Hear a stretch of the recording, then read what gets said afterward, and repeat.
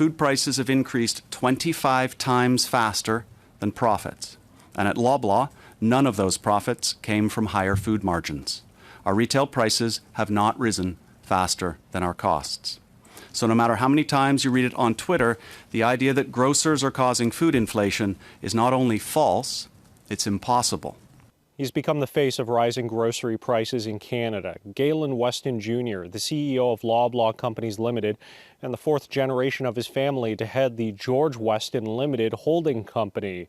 But when asked by MPs to explain rising food prices, Weston says his family's company is actually selling some food staples like dairy products and vegetable oils at a loss. Our profit is $1 on a $25 basket of groceries.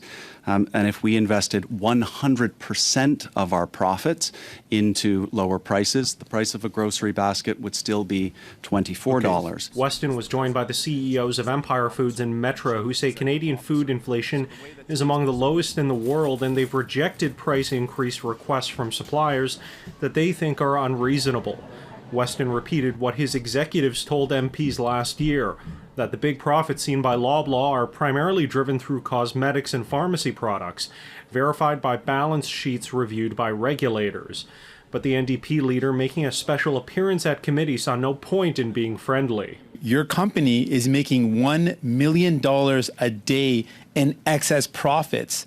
No one feels sorry for your profit margin when you're making $1 million, not just in profit, in excess profit a day at the same time that Canadians are experiencing the most unprecedented inflation in their lives. How can you look a family in the eyes and tell them that that's okay, what you're doing is okay? I had a conversation with a customer in a store just the other day.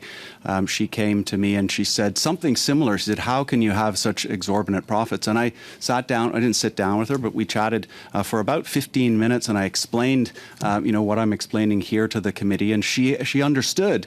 And she said, okay, I didn't realize that. That's not the way it's being characterized. But even MPs from parties who are more corporate friendly than the NDP were unconvinced by what the CEOs had to say, especially with the recent unfreezing of prices on Loblaws no-name brand products. There are all kinds of things that we do on a day-in and day-out basis. The price freeze was one of them, and we're not finished. We continue on. No, I understand, but respectfully, profits have been going up significantly, however you look at it, whether you want to look at margin numbers and whether you want to look at what segment, but they have been going up. But it would seem to me that there was room to actually keep the price freeze in place, not increase those prices while having the promotions and the other things you're talking about. MPs did agree with the CEOs on one point, that it wasn't reasonable not to also call American grocers operating in Canada to committee. The committee will next look at calling the heads of Walmart and Costco's Canadian operations. In Ottawa, Xiaoli Li, City News.